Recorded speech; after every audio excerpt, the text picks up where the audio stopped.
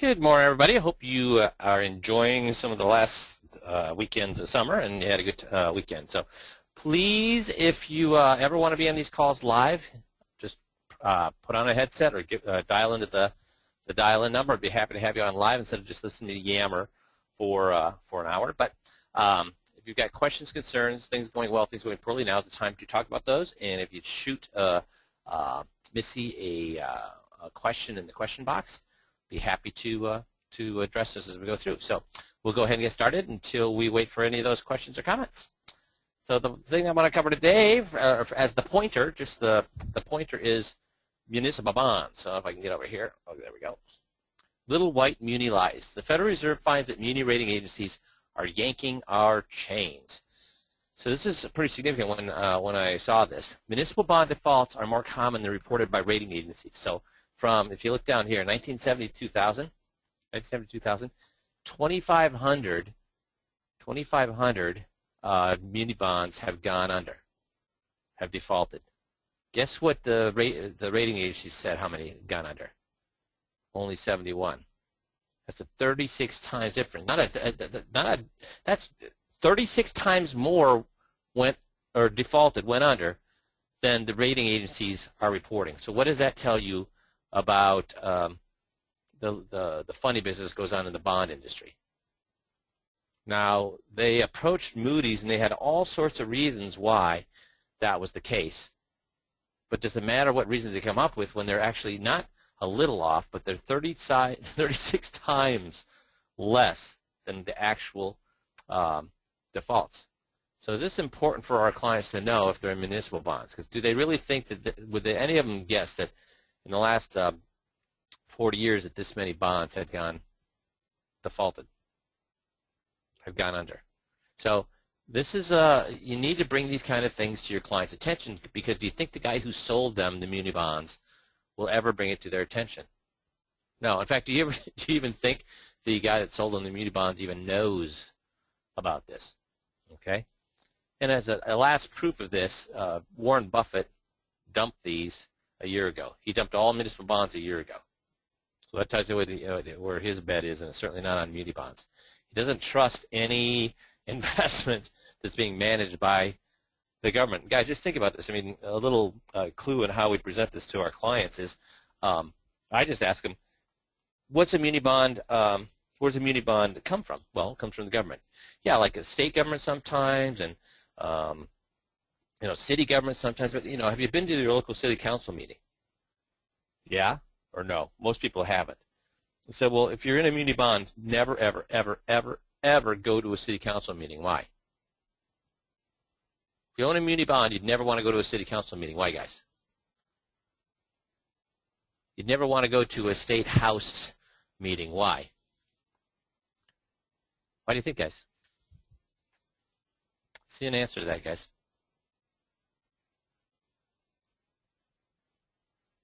Why would you, if you own a muni bond, why would you never want to go to a city council meeting or go to a state house meeting?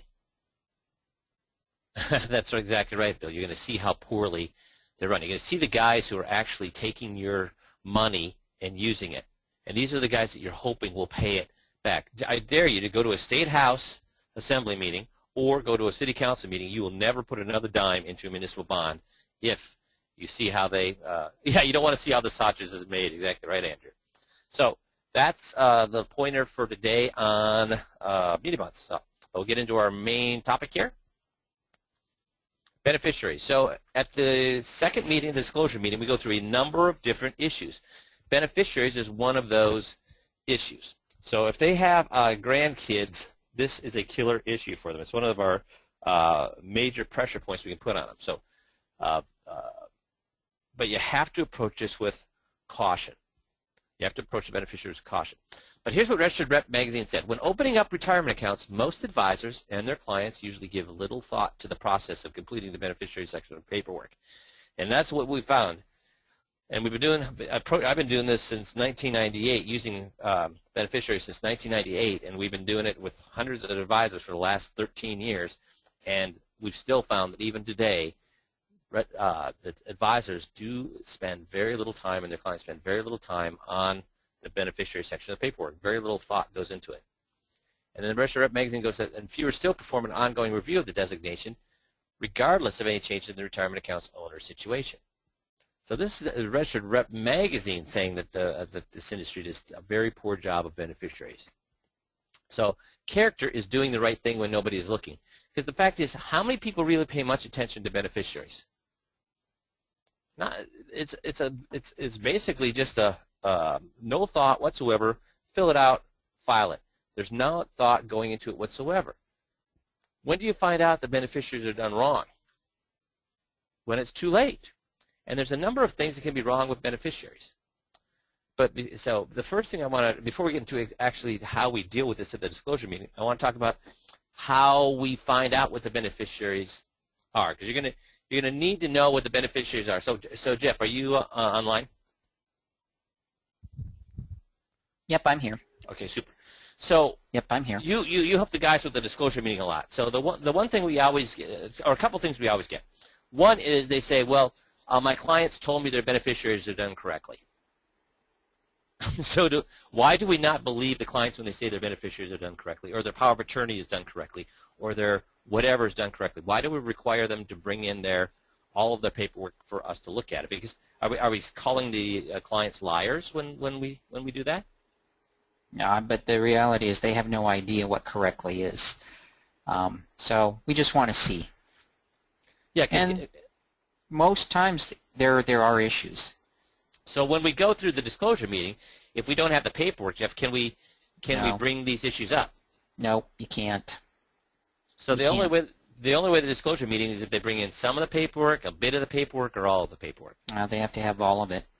And how many problems do you have with getting the clients to bring in the paperwork? If you do it right, you shouldn't have any problem at all. You don't have any problems. No problems whatsoever. So if you're, as Jeff said, if you're doing it right, you should have no problems. So if you're having problems, guess what you should do, guys? Give us a call, and we'll help you figure out what's going on that's causing this hitch. I never had a problem bringing in all the paperwork, and neither does anybody else. So now here's a question for you, because today we're talking about beneficiaries. So Jeff, do you ever require the guys to get the beneficiary form from the clients? No, they have to at least have the investment statement, but no, we don't need the actual beneficiary form. No. No, because how many clients even know or could find that beneficiary form? I don't think very many. Few.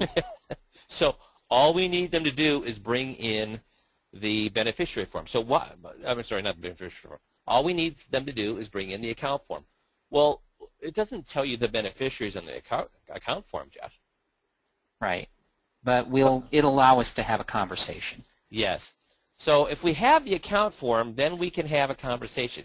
And do we ever tell them how their beneficiaries are set up, Jeff? No. No, who does? They tell us. They tell us. They tell us. And when we have the account form in front of us, or the statement in front of us, we can have that conversation. And then the client will tell us how their beneficiaries are set up to their knowledge, to the best of their knowledge. So you need to have the account form for the or the account statement for this portion of the disclosure meeting. But I just want to make a point. You need to have the power of attorney. You need to have their medical power of attorney. You need to have all of their documentation, or the disclosure meeting does not work appropriately. And just because they say that they had their power of attorney done last week by the best attorney in town, Jeff, is that good enough? No, that's not good enough. Because would you be able to find, and would I be able to find within 3 minutes, several things that were wrong with the power of attorney, even if they'd done it with the best attorney in town a week ago? Yeah, probably. Yeah, we could. Jeff says probably. I'll tell you straight out, I would. I'll put 10 grand on the line if I can't find 3 things wrong with even the best power of attorney out there. And how many of our clients have the best power of attorney out there? So with a normal power of attorney, I could probably find 7 things that are wrong with the power of attorney. So you need to have clients bring in their paperwork in order for this stuff to work. So for the beneficiary form, we have to have them bring in their account statement. Does that make sense to everybody? Any questions on that? Okay, we'll move forward. So the basic disclosure form formula. So this is the basic formula we use for powers of attorney, for beneficiaries, for titling, for fees, for whatever we're talking about. This is the basic formula that we use. First of all, we get them to tell us why it's so great. So you'll see with the beneficiaries, we're going to get them to tell us why having correct beneficiaries is so great. If it was the power of attorney, we'd get them to tell us why having a power of attorney is so great. If it's a umbrella policy, we get them to tell us why having umbrella policies are so great. So we have them tell us why that thing is that they have is terrific. Okay? Then we're going to say that's what concerns me. Because what we're going to find out is the reason they got that particular thing for a power of attorney is to make sure that they can get their money when they need it most. Well, it's not doing that. For beneficiaries, to make sure the money gets to their loved ones in the manner they want it to, they're going to find out it's not going to do that. So you're going to say, that's what concerns me. After they tell you why they got that thing, so for example, with the beneficiaries, we have beneficiaries so that the money flows to the people we want it to flow to smoothly, easily, and at no cost. And so we have them tell us over and over and over, and then we say, oh, well, that's what concerns me, because guess what? It's not doing that. So then we have them tell us the consequences. Well, if we don't have the beneficiaries done correctly, what can happen? If we don't have the beneficiaries done correctly, what can happen to you and your family? And then we have to have a motive. Why would the guy do this? Why would the advisor miss something as important as the beneficiaries? So those are the 4 motives. Now, do you see anywhere in here where we tell them what the problem is? So, guys, do you see anywhere in here in this formula where it says describe what the problem is? Do we do that? You see that anywhere in that formula? Tell them what the problem is. Do you? Anybody? No. Do you see anywhere in here where we tell them how to fix the problem? No. When will we tell them what the problem is, and when will we fix the problem, guys? When they come on board. That's when we tell them what the problem is and how to fix the problem. Our job at the disclosure meeting is to let them know a problem exists. Do we tell them is there a difference, guys, let me ask you a question. Is there a difference between letting somebody know a problem exists and what the problem is? Is there a difference there? Letting somebody know a problem exists or telling them what the problem is there a difference there? There's a huge difference there. There's a huge difference. So we do not tell them what the problem is, but guess what advisors love to do? They love to tell them it's a problem. They love to tell them there's a problem there. They love to do that. But guess what they can't stop there. Guess what they have to do after they tell them the problem exists? They want to tell them what the problem is. You cannot do that. Why can't you tell them what the problem is, guys? Let me see some answers to this. Why can, at the disclosure meeting, why can you not tell the client what the problem is? You can tell them their problem exists. You can help them discover the consequences of that. But if you tell them what the problem is, what will they do? If you tell them yes, that's exactly right. Talk to their financial advisor or fix it themselves. So you cannot tell them what the problem is. You tell them a problem exists, then you have them tell you the consequences of that to them and their family, and then you help them discover the motive of their advisor. Does that make sense to everybody? So that's the base. I don't care what we're doing, whether we're doing titling, beneficiaries, fees, taxes, whatever it is. This is the exact formula we use over and over and over, just with a different topic. Oops, I have to get over here. Okay. So the purpose of the beneficiary item is to create irritation. So if you recall in the big picture at the disclosure meeting, we have 21 different things on our checklist. Again, we're never going to have all 21 with any particular client. The average is about 18 per client. So the first bunch are about causing disappointment. The first 6 are about causing disappointment because we just can't come in and attack their advisor because they love their advisor. And if we attack their advisor, their knee-jerk reaction is going to be to defend them. So the first thing we do is want to knock the guy off the pedestal. We want to let them know that their guy does not walk on water. So the first bunch of things is about causing disappointment, where they say, yeah, you know what, I'm disappointed my guy didn't cover that. They're not going to leave them over that, but they say, I'm disappointed my guy didn't cover that in their head. The next bunch of items is things that say, I'm irritated my guy did not cover that. And then the last bunch is, I'm angry my guy didn't cover that. So the beneficiary form falls in the grouping right in the middle, where we start to cause some irritation with their current advisor. Okay? So we have to have the clients tell these things themselves. If we walk through the beneficiary portion and tell them everything, it's worthless. See, we have to have them tell themselves, my guy is only worried about getting paid. He could care less about us and our family. So that's where we, at the end, when we ask that essay question at the end of each of these items, at the end of the beneficiary item, we want them to be saying something similar to, my guy is only worried about things that he gets paid on. He could care less about me and my family. I'm sure you could not care less about me and my family. Does that make sense, everybody? So that's what we're looking for. If the client says this at any point in the beneficiary form, you've done your job. You can move on. If the client never says something like this, so Jeff, are you on again? Here. So what if I just say, so Jeff, you can see how this is, why your guy would only do this if he was only, because he only cares about getting paid, and, he could care less about your family. I mean, you can see that, can't you?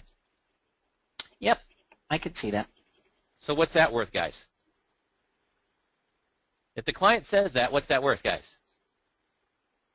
You said, yep, he could see that. So what's that worth? Did I do my job there?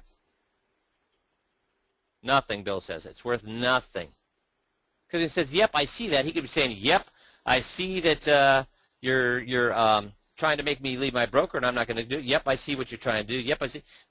No, he has to say this in his own words. So I have to ask something like, so Jeff, I mean, after we've looked at all of this, why do you think this might be happening? Well, I'm sure because he doesn't care that much about how it's set up. Yeah, and why wouldn't he care about that much how it's set up? I mean, is he doing this on purpose? No, I mean, I don't think so either. It's just that he doesn't get paid, so he probably doesn't care. Yeah, when we say probably, I mean, did we say how many people care about their grandkids? Well, all of them. So when this wasn't set up, do you think he probably didn't care, or? No, he doesn't care. And what doesn't he care about? He doesn't care about me or my family. He's just worried about what he makes. There, that's what I need. He doesn't care about me and my family. He only cares about what he makes. And you see how we get to that point. But I need Jeff to say that before I can move on to the next item. Yep, I see that is worth nothing. My guy only cares about getting paid, not about me and my family. That's what he needs to say. So do you see how now that's going to cause some irritation with their advisor? So here's the beneficiary outline. So we went over the gross outline for all items. Let's go over how that actually fits into the beneficiary outline. The first thing we do is we have them tell us the IRA does not go through the will. And in doing so, they're telling us why the beneficiary is so important. And then we're going to have them draw the family tree. We're going to tell them how their family is set up and how they want the money to flow. And then they're going to summarize how they want that money to flow. And then we're going to say that concerns me because that's what concerns me because the money's not flowing the way you want it to flow. So in here, guys, do you see what am I saying is number 2, pull out the beneficiary form and see who they have written down on their beneficiaries. Is that what number 2 says, guys? Pull out the beneficiary form and see what's written down on the beneficiary form. Is that what it says? No. It says have them draw their family tree. Have them draw how they want the money to go and how they think the money is going that way. So then we say after we find out that it's not flowing the way they want it to, we say that's what concerns me. And the consequence in this, and then we go to the consequence, and in this particular case, it's they're disinheriting their grandchildren. And then we allow them to assign the motive to the broker. And again, the motive is he's not benefiting from disinheriting the grandchildren. He's not doing it to benefit himself. What he's doing is he could care less. He's not doing 1 ounce of work that he's not paid on. Even if it could cause severe damage to you and your family, if it does not pay him, he's not doing it. That's what we have them come to the conclusion. That's the motive. He does not care about them and the family. He only cares about one person, which is himself. So you can see at this point, we're not assigning that he's doing this on purpose to make money, but it's the irritation point. The irritation is, I'm a little pissed that he's just doing things that he only gets paid on. That's not why I hired him. I'm getting a little irritated with this guy. So this is the middle section. There may not be a lot of families get angry at this, but it's not going to be nearly as angry as we go through some of the things in the further down in the disclosure meeting. But at this point, they're starting to get very, very irritated with their advisors. So that's the basic outline. We're going to talk about the IRA not going through the will, and in so doing, we're also talking about the benefits of the beneficiaries. Then we're going to have them tell us how they want the money to flow. Then we're going to say, that's what concerns me because the money's not flowing that way. Then when we find out the money's not flowing that way, we find out who's going to hurt is they're going to disinherit the grandkids. and then we're going to go through the motive with the broker. So that's the overall, overall flow of the beneficiary portion. So first part is, again, IRA doesn't go through the will. So why do you think we need to do the IRA doesn't go through the will? Here's why. When I use this beneficiary form in my practice, or find the fact that the beneficiaries aren't done correctly in my practice, at the end, when they found out they're disinheriting with their grandchildren, so I go through this whole 5-10 minute spiel about their beneficiaries, and we get to the point, and they were following along in little baby steps, agreeing. But when we got to the point where they found out that they were disinheriting their grandkids, guess what they would say? Anybody have a guess what they would say? Because they have to protect themselves. They want to say, this did not happen. This is what you're telling me is not right. I am not disinheriting my grandchildren. They're grasping at straws at this point. So guess what they would throw up at that point as an objection or as a comeback when I'm telling them, hey, or you know what? Or I'm sorry, I didn't tell them. When they found out for themselves they were disinheriting the grandchildren, when we got to the very end and they were disinheriting the grandchildren, well, I wish, Michelle, they'd say that's not what I want, but that's not what they were doing. So look at the title here. IRA does not go through the will. That should give you a hint on what they would tell me. What do you think they would tell me? They'd find out they're disinheriting the grandchildren on their IRA or their 401k. They'd say, oh, well, that doesn't matter because they're in my will. That's right, RC. They'd say it's in the will. Now what do I have? I have to have this whole discussion that the IRA does not go through the will. The 401k does not go through the will. And as we've talked about earlier, since I got that objection over and over and over, they find out they're disinheriting the grandchildren and say, well, it doesn't matter because it goes through the will. So, guys, does the 401k or IRA go through the will? No, it doesn't. So I have to have a conversation with them, proving to them that the IRA does not go through the will. So guess now what the whole tone of the conversation is about. Is it about why their guy helped them disinherit their grandchildren? Is it about the problem that this guy caused them and their family? Or is it about us going back and forth about whether the will goes through the IRA or not? Do you see how that's going to just bludgeon your point about why did the guy do this? Instead, it all becomes about whether the IRA goes through the will or not. And then by the time you get them to agree with that, it's really difficult to go back and try to get them to assign blame to their guy because he doesn't care about them. So knowing that that was happening over and over and over again, what's the best way to overcome an objection, guys? Yeah, you're right, Bill. I'm defending my position. So what's the best way to overcome an objection, guys? If I'm getting that objection over and over and over again, what's the best way to overcome it? Wait till they say it? Is that what I should do with objections? Because if I wait till they say it, yeah, that's right, Dale. Bring it up before they bring it up. Get agreement before they bring it up. Because if they bring it up, like I said, if they told me the IRA goes through the will, what was the only way I was going to win that argument? What was the only way I was going to win that argument? If I let them say the IRA goes through the will, I have to prove that the client is what? Prove that they're wrong. And they don't like being proved that they're wrong. So I want to get this out there so that I never have to prove that they're wrong. So the first part of this is to get everybody's agreement that the IRA does not go through the will, and also the importance of the beneficiary and why what they did with their beneficiary form is such a good thing. So we go through it with a story. So first thing we do is we'll ask, where does your IRA go to?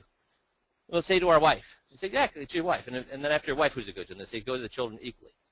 We say, but how do you know that? How do you know it goes to your wife? And say, well, I put it on the beneficiary form. Exactly. So then I go through the divorce story. I say, yeah, because that beneficiary form is really, really important, isn't it? It's really important. Let me just tell you what happened with a client of mine to show how important it is. So then we'll get into the actual divorce story here in a little bit, but I just want to show you the outline here.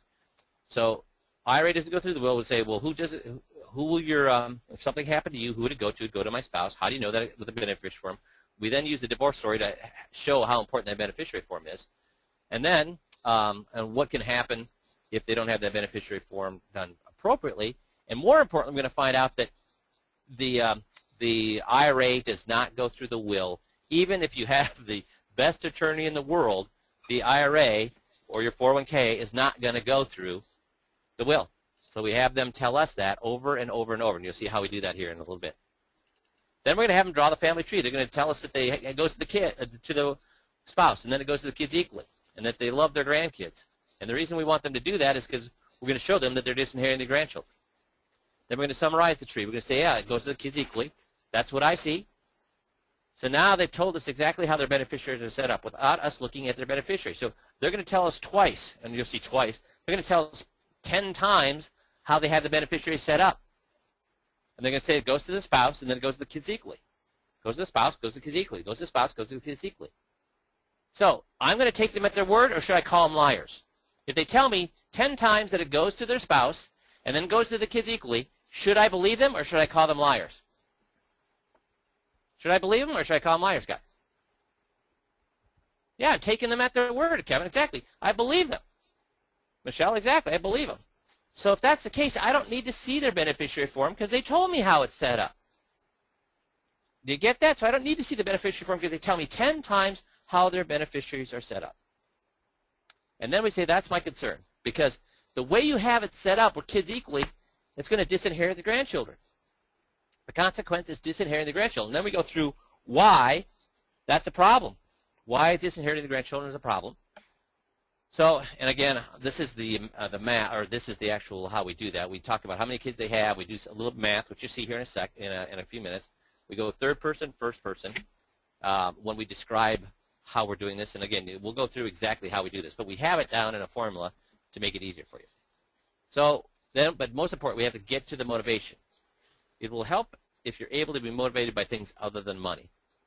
So here's how an outline of how we get them to decide that their guy does not care at all about them and only cares about himself. And again, we'll go through this in more detail, but this is the outline. First of all, we're going to say, hey, is his name right on the account form? We're going to say, or on this account statement. They say, yeah, and that's important, right? Because if it's not important, you know, you wouldn't know who to call.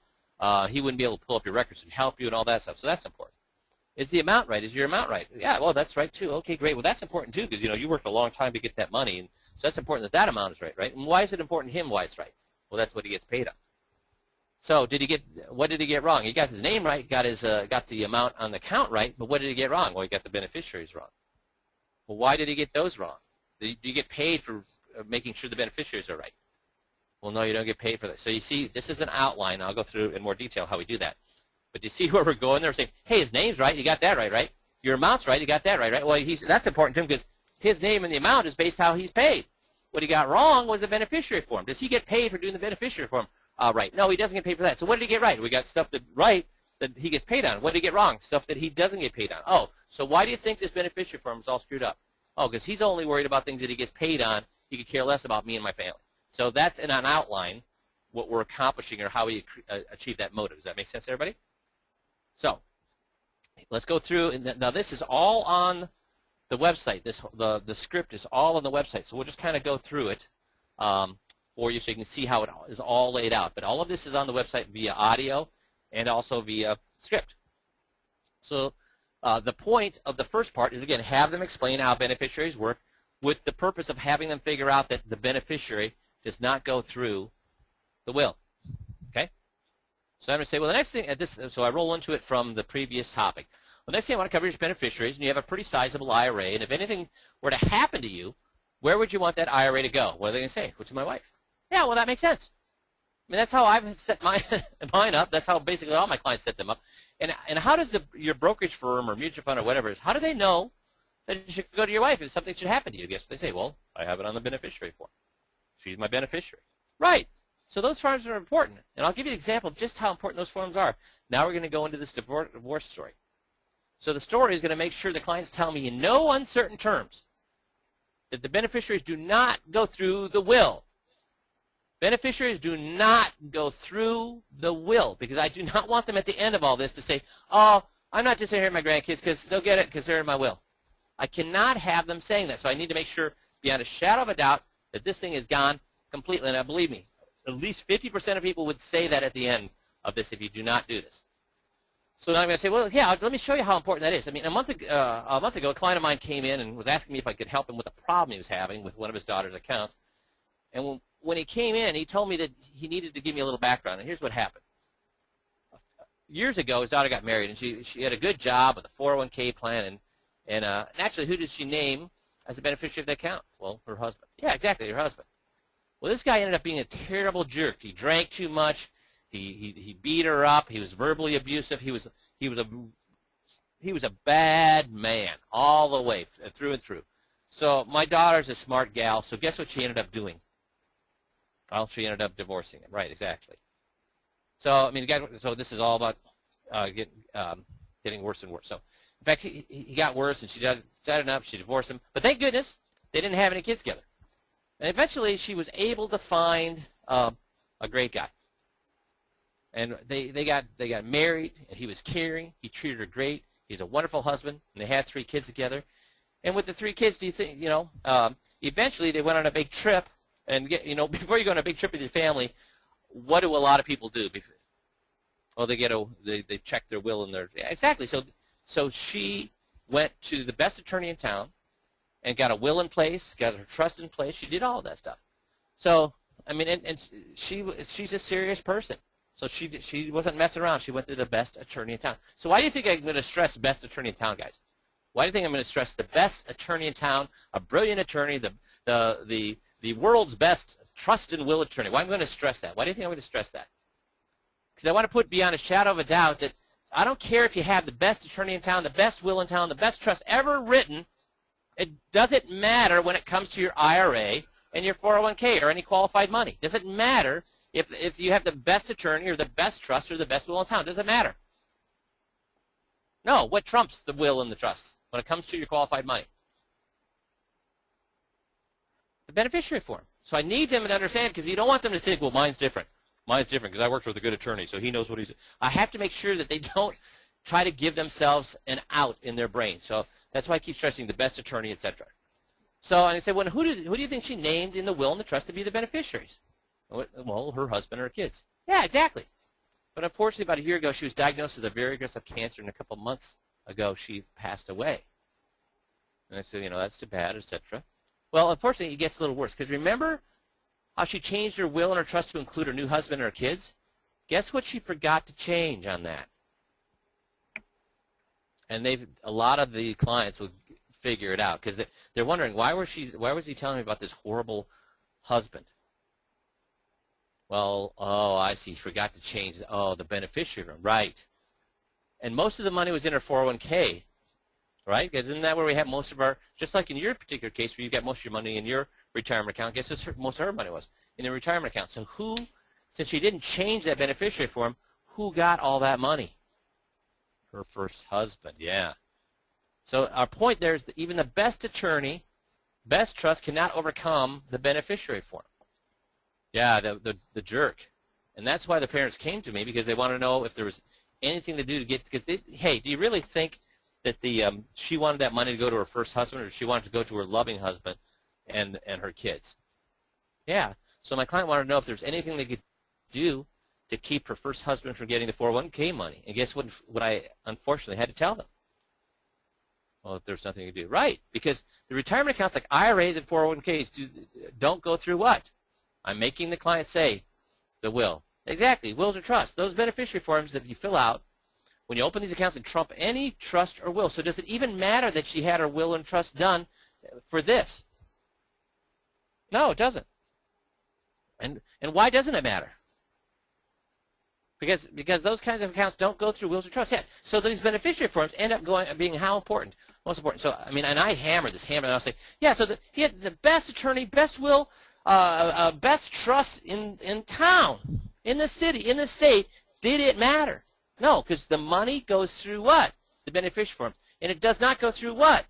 The will or the trust. Even if the will and trust are terrific, yes. Even if the will and trust are terrific. So will they ever now be able to come back and say, oh, I just inherit my grandkids because it goes through the will or trust? Do you think they can ever go back and do that? No.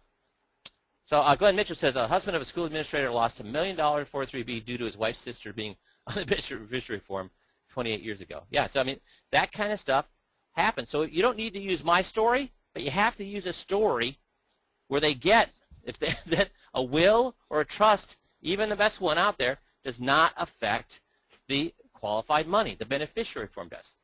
Because in the end, they're going to find out because their beneficiary form is wrong, that's going to cause them and their family big problems. You don't want them to weenie out and say, well, no, it's okay because it's all taken care of in my will. That has to be laid to bed now. So have we laid that to bed, guys? Will the client know when you go through this, beyond a shadow of a doubt, that their qualified money does not go through the will or the trust? It goes through whatever the beneficiary form says. Do you get that, guys? So that's why we do this. So the next point we're going to make is we're going to have them tell us how their beneficiaries are set up. Because we don't have the beneficiary form, so we're going to have them tell us how it's set up. So we're going to, in the proposal, we actually have, you tell how many kids there are, it'll draw the circles for you. But I always used to just draw them on a yellow pad and have them, and I draw a tree of their families. So I'm going to say, so, and again, this is in the proposal if you want to do it that way. So we say, in your case, if anything happens to you or your IRA, where's it go to? And they're going to say, my wife. So you draw a big circle for them. Then beneath that, you draw a big circle for their wife. Now, if she weren't around, then who do you have it going to? And then you draw however many kids they have. If they have 3 kids, you draw 3 circles below mom, the mom circle. And you see, that makes sense. So you have 3 kids, right? So you draw 3 circles. And we need them to say it goes to their kids equally.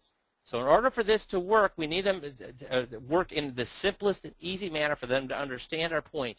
They have to say equally. If you don't get them to say equally, the point becomes more and more difficult for them to understand. So our goal here is to get them to say that it goes to their kids equally. So I use exaggeration to make them say that. So you have 3 kids. So I'm assuming what happens is you have 90% going to your nicest child, and then the other 2 have to split 5% each to between them, right? What are they going to say to that?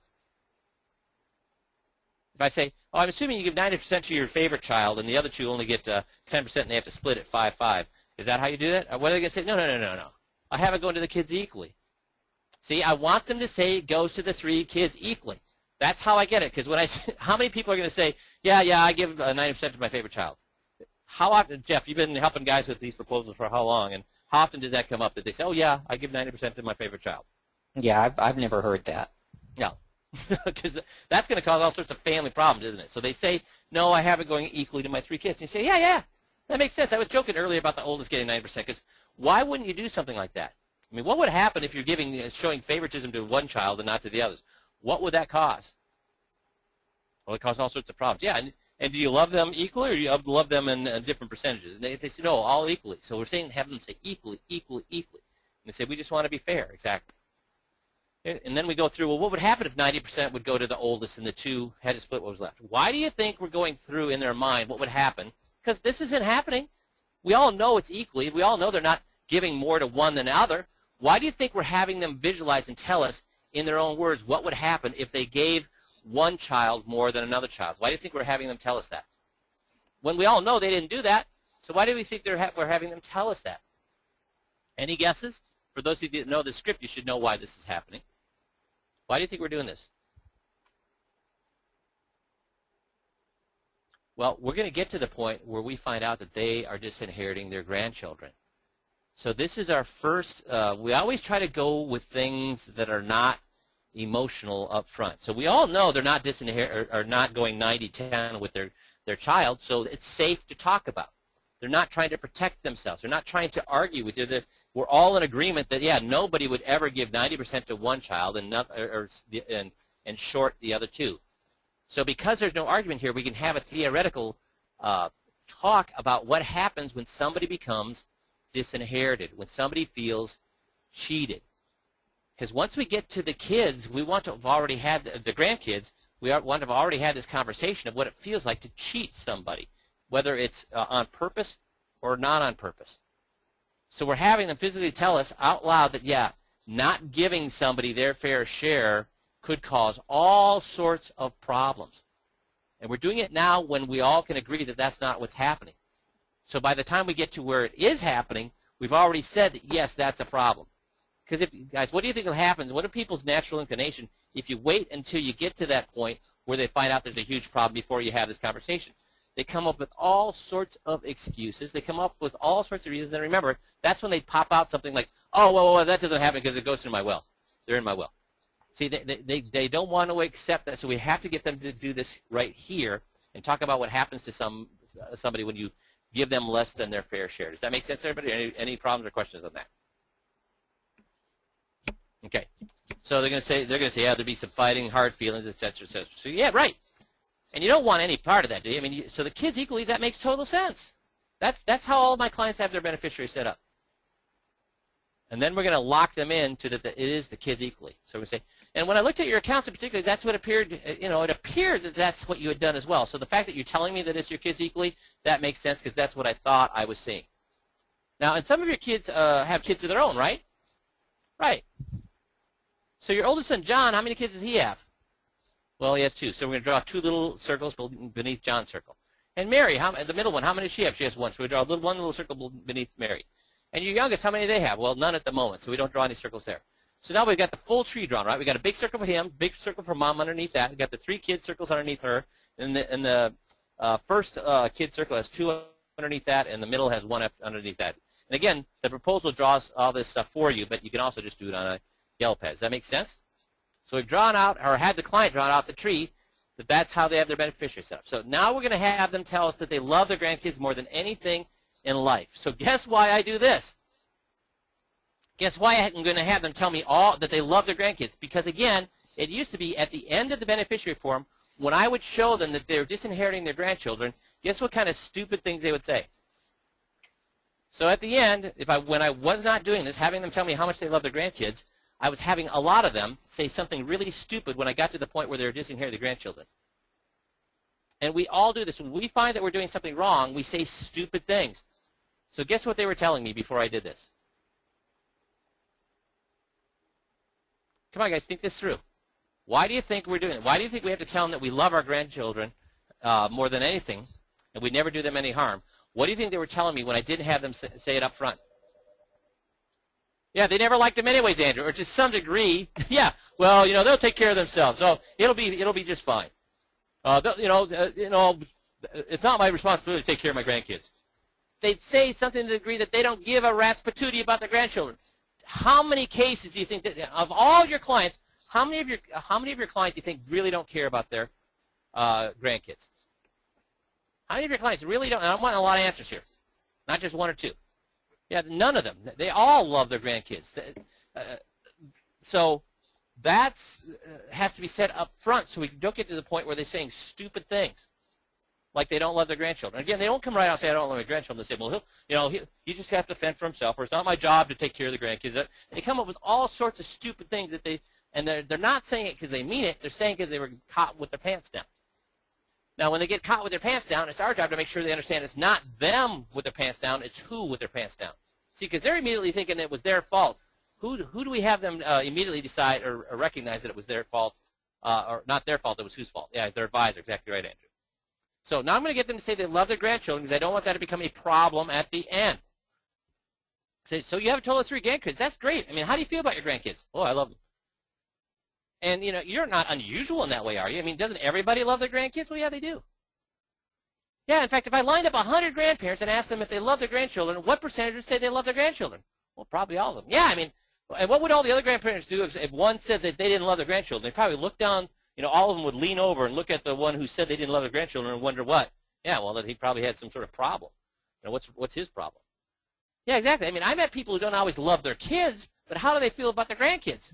Oh, they love them. Yeah, because grandkids are really unique and special in that way. Yeah, they sure are. So how hard is it to have that conversation? Do you think you're going to get a lot of argument with grandparents about that? But you have to do it up front. They have to say that anybody who didn't love them. So when they say that anybody who doesn't love their grandchildren is weird, what will they not say at the end? They will not say that they don't love their grandchildren because then they just call themselves weird. Does that make sense? So I have to have them tell me that up front. Now we're going to go back to them drawing their own beneficiary situation. As I say, so if something happened to you, it would go to who? Well, it would go to my wife. Yeah, go to your wife. And if something happened to her, it would go to who? Well, the kids. Sure, I mean, that makes sense. And if something would happen to one of the kids and they predecease you, then where would you want their share to go? So if your first son passed away before you guys, where would you want his share to go? Well, to his kids, to my grandkids. Exactly. And then we're going to lock him in why it's so important that would be the case. Why would it be important that if something happened to your eldest son, that the money go to the grandkids? Why would that be important? We're going to have them tell us that over and over and over. Well, yeah, that makes sense. I mean, why would you want that? Well, because it's only for, yeah, if you think about it, wouldn't they need it the most because they just lost a breadwinning parent, didn't they? I mean, wouldn't they need the money even more? I mean, what would they need things for? I mean, if they lost a breadwinning parent, what would they need those things for? And let them tell you, well, paying for college or maybe getting married or, just the basic things. Yeah, exactly. So of all the people at this point, probably they need it the most or the least. Well, they probably need it the most. Exactly. And see, that's what concerns me. Well, why? Because that's not how it's going to work in your particular case because the way your IRA is currently set up. What do you mean? What do you see? What's going on? Well, let's talk about that for a second. Right now, you have your IRA going to who? Again, we repeat this over. How many times have we now had them tell us it goes to the wife, then to the kids equally? Probably 7, 8 times. Why? Because it's locked in. They can't change their mind now. So it goes to your wife, and then something happens to your wife. It goes to who? My kids, exactly. And, right, you have how many kids? And now we're going to use Socratic selling. We're going to walk them through step by step so there's no room for them to do anything but agree with this. Watch how we do this. So you're right, 3. So if something happened to both of you, what percentage would you want divided among the kids? Well, like we said, equally, 1/3, 1/3, 1/3. Right. And if you had 100% of anything, now here's a technique I use throughout in 5Q. We start third party. Am I going to talk about their IRA? No, because if I talk about their IRA, they might get argumentative. So instead of doing that, I'll say, what if we had 100% of anything out there? So we start way vague, way non-financial. We'll say, if you had 100% of anything and you were divided equally between 3 people, how many would each get? Well, they get 1/3. Yeah, I mean, and then we go, so we've said anything out there. Now we're going to go to pie. Again, non-financial. Well, pie, just like pie, if I were going to divide a pie between 3 people equally, how much pie would each person get? Well, they get 1/3. So now they told me, yeah, it works with anything out there. It works that way with pie. Can they say anything else about oh, it works that way with anything. It works that way with pie, but it doesn't work that with my IRA. No, they can't do that. So if you divide your 100% of your IRA among your 3 kids equally, each one will get how much? Well, they'll get 1/3. Yeah, they'll get 1/3. Bob will get 1/3, and Mary will get 1/3, and Jim will get 1/3. Now let's say Bob predeceases you. They died before you. Now how many kids do you still have living? And you cover up Bob. So now there's only 2 kids. Well, you only have 2. Well, if you divide 100% of anything by 2, how much does each person get? Well, they get 1/2. If you divide a pie by 2, what will each person get? 1/2. So if we take 100% of your IRA and divide it equally between your 2 remaining kids, Mary and whoever I said the other one was, Mary and Jim, each will get what? Well, they'll each get 50%. Well, then how much is left over? None. So who's been left out? Now you uncover Bob, and who's now gone, but you also uncover his 2 children. Who's been left out? Oh, my grandkids. So now it sounds like you didn't know this was happening. So this wasn't intentional, was it? No, it wasn't at all. Of course not, because you love them. Now, did your advisor help you fill out the beneficiary paperwork? Again, immediately they're blaming themselves. Who do I bring into this immediately? The advisor. Did the advisor help you fill out the paperwork? Because nobody wants to be at fault, so they love to blame somebody else. So I'm helping them blame their current advisor right now. Well, yeah, I did. So you didn't happen to tell your advisor that you didn't love your grandchildren, did you? Well, no, he knows how much I love my grandkids. Yeah, because, I mean, what might your grandkids have thought if this happened? I mean, would they necessarily know that this was an accident, that you disinherited them? What might they think? And you walk them through, what would the grandkids think of their grandparents if they were disinherited? You have to have them visualize that. Where would they be? What would happen to their college if all the other kids got their college paid for, but these 2 didn't get theirs paid for? What would happen if they, so you go through it. I mean, because you won't be there to fix it, right? You won't be able to tell them it was an accident. You won't be there to fix it. So what might your grandkids think? They need to visualize that. Well, they might think it was on purpose or that we didn't love them or something like that. Yeah. And then we're going to say, we caught this and we'll be fine, but is that all we're looking for? So, Jeff, is that all we're looking for, is to find out that, for them to find out that the beneficiaries are wrong? No, we want them to discover the motive behind that. Yeah, so that's not good enough for them to find out it's wrong. Well, Jeff, what if they said, well, God, what if an advisor said, yeah, I got them really mad at their advisor because he screwed up the beneficiaries? Would you be happy to hear that? No. I mean, I don't know why they were mad. Because they might just go back to him and get it fixed. Yeah, because if all you do is get them mad at the advisor for screwing up their beneficiaries, they'll just go back to the advisor and get it fixed. Say, you need to fix this so my grandkids aren't disinherited anymore. And boom, he's going to pull out the form, fill it out, and they're all set to go. So it's not about getting them mad about the beneficiaries are wrong. It's about getting them mad about what, guys? Their advisor's motive. So I say, well, the good news is we caught it. And we can fix it. I mean, it just takes about 4 to 6 weeks to fix. And here's why. We got to go back to the old forms from the company. Then we have to fill out new forms. We need to send the new form to the company to be refiled. Then we need to follow up, make sure that they aren't copies of the old forms floating around somewhere. So I mean, this all can be done. We'll help you do that. It's going to take some time, but we'll help you do that. But do you know how long it would have taken to have just filled out the form right in the correct form in the first place? Well, I'm not sure. So now we're going to have them, using the Socratic sales methods, assign motive. Well, it would only take about 3 minutes. Now, we can fix it, but it'll take 4 or 6 weeks to straighten out. But I guess my question is, if it's going to take 4 to 6 weeks to straighten out, if we hadn't fixed it, what might have happened? Well, we might have disinherited grandchildren. Yeah, we might have. So if we hadn't found this, it might have caused real harm. We found it. It's still going to cause 4 to 6 weeks of unnecessary work because it would have only taken the advisor how long to do this right in the first place? Well, 3 minutes. So the question is, why didn't they just fill it out right the first time? Well, I'm not sure.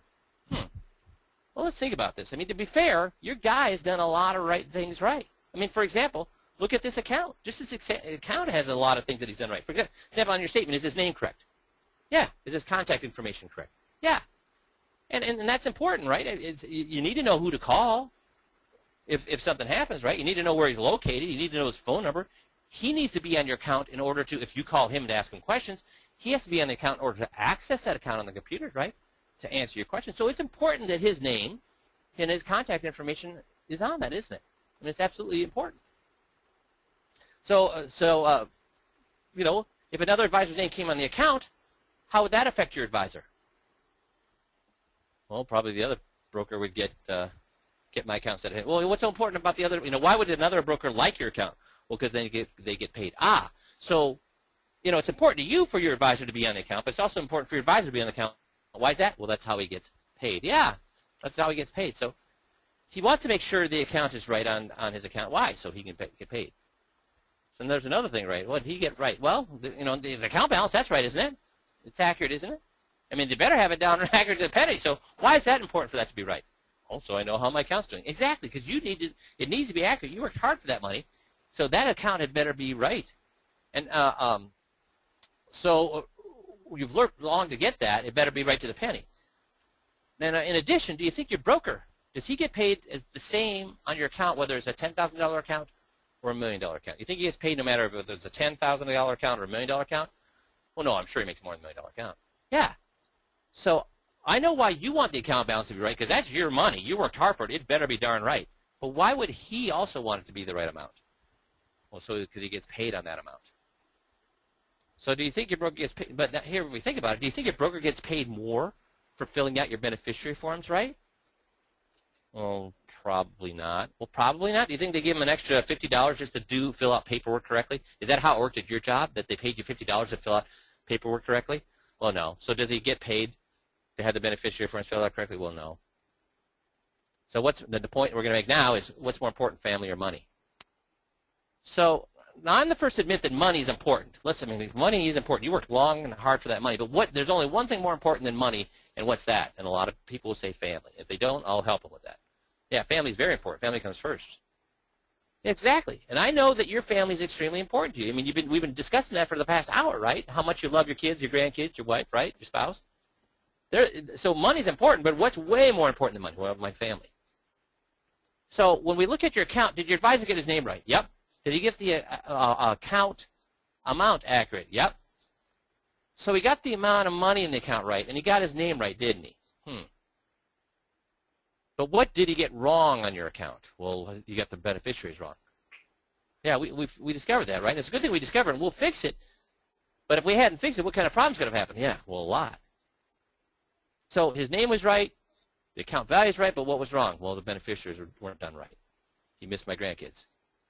And then we're still not done. We have to get them to say in their own words why he did that. So he got things that dealt with how he's paid what? Well, he got those things right. And the things that really matter to you, your family, your grandkids, what happened to them, you know, when he dealt with issues that affected them? Well, he got them wrong. So what did he get right? Well, he got the things that paid on. What did he miss? Things that dealt with the family. So he gets things that deals with how he's paid right, but he doesn't spend time or care with things that I care about, like my family. So when you come on board, we're going to take care of all these things. So don't worry. Just look if he caught these first, because again, what are we starting to see? Well, that he's only taking care of things that he gets paid on, and he's not really looking out for me and my family. So when they say that, what have I got? Did I do it right? If he says in his own words that the guy could care less about them and their family, he's only cared about his own pocketbook. It's exactly the place we need to get at this point. So it seems like a long way to go. Now again, because I'm stopping and starting, it only takes about 7 minutes to get this done. But you have to go. Do you see why we have all those things in there? Because the two big objections I was getting was, oh, at the end they say, well, I'm not just sitting here with my grandchildren. It goes through the will. So that's why I had to do that story up front. And then I also had people saying, well, I don't really love my grandkids. So we had to do that in the middle too. Those two things are put there so that you don't, when you get to the end, the only thing you're talking about is the motive of the advisor, and instead of trying to prove that they're wrong, that the will does not affect the beneficiaries, and that they truly do love their grandkids. You don't want to be having that argument here. You want them to be realizing at the end here that their guy does not care about them. He only cares about getting paid. So does that make sense? You see now, and the fact is, once you learn one of these, they all kind of flow the same way. What's so great about what you're doing? That's what concerns me, because it's not operating that way. Why did this happen? Over and over, the same thing over and over and over. It's just talking about different items. Does that make sense? So all of you are getting your events scheduled for September and October, right? So I'm going to start concentrating on these pieces so that you're ready when you start seeing clients one-on-one. So this week was the beneficiaries. We're also going to be doing powers of attorney and all sorts of other ones going forward. So you get ready for those one-on-one meetings. And as I stated last week, I will start calling this week to ask you how you're doing on learning the one-way or the WealthMax presentation. And I'm going to ask you about how you're scheduling your marketing for September and October. Because you came on to make money. I'm here to help you make money. So we're going to work as a team to figure out the best way for you to have a very effective, efficient, and profitable practice with the least amount of stress possible. Fair enough? So any questions on this, guys? You see the power of handling this correctly and what it could do for you and your client's relationship, and you or your client and your current advisor's relationship. It's going to really boost you up, and it's going to undermine that other advisor, and deservedly so. He deserves to be undermined if he's not doing things correctly. So, any questions before I let you go, guys? I see none. So I thank you very much. I hope this was helpful to go through this piece by piece so you understand what's going on in the script. And I'll be talking to all of you in the next couple of weeks. So thanks, everybody. Have a great week, and we'll talk to you next Monday as a group, and hopefully individually here in the next couple of weeks. Thanks, guys. Have a good one.